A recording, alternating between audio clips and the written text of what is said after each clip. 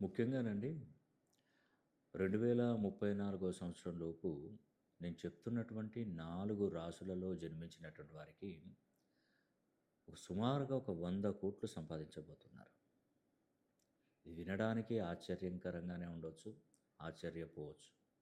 కానీ రియాలిటీకొచ్చే వరకు తులారాశి, వృషభ రాశి, కుంభరాశి, సింహరాశి ఈ 4 రాశులకి మహర్దశ పట్టింది. నేను కొన్ని నియమాలు చెప్తాను. మీరు ఖచ్చితంగా పాటించండి. 2034 లోపు 100,00,00,000 సంపాదించి తీరండి. నేను పదే పదే చెప్తున్న విషయం ఏంటంటే, ప్రతి అమావాస్య రోజు, పౌర్ణమి రోజు ఈ 4 రాసులు ఉపవాసం ఉండాలి. అంటే ఒంటి పూట భోజనం. ఒక పూట భోజనం మాత్రమే చేయండి. సాత్వికమైనటువంటి ఆహారము తీసుకునే ప్రయత్నం చేయండి. ఆ ఒక్కరోజు బ్రహ్మ ముహూర్తంలో నిద్ర లేవండి. చక్కగా శివునికి బిల్వార్చన చేయడం వల్ల మీకు తప్పకుండా మేలు జరుగుతుంది. ఇప్పుడు చాలామంది నన్ను అడుగుతున్నటువంటి విషయం ఏంటంటే, మరి ఈ 4 రాసులకు 100,00,00,000 అది నిజమా? నమ్మవచ్చునా? అంటే నమ్మాలండి. నమ్మకుండా ఉండొద్దు అసలే. ఖచ్చితంగా నమ్మి తీరవలసిందే. నేను ఒకటే చెప్తున్నాను ప్రతి ఒక్కరికి.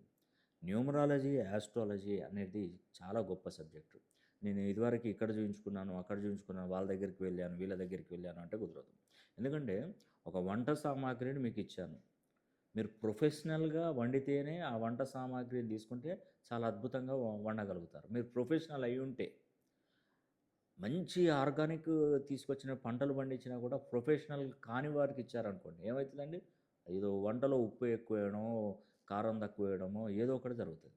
అందుకే నేనేమంటున్నానంటే ప్రొఫెషనల్‌గా చూస్తే న్యూమరాలజీ గాని, యాస్ట్రాలజీ గాని 100% మీరు జాక్‌పాట్ కొడతారండి. దానిలో ఎటువంటి సందేహం లేదు. నేను ఒకటే పదే పదే చెప్తున్నాను. ఈ తులారాశి, వృషభ రాశి, కుంభరాశి, సింహరాశి దీనిలో ముఖ్యంగా ఇంటికి ప్రథమ సంతానం అయి ఉండకూడదు. తూర్పు దిక్కున నివసించరాదు. ఈ 2 పాయింట్లు గుర్తుపెట్టుకోండి.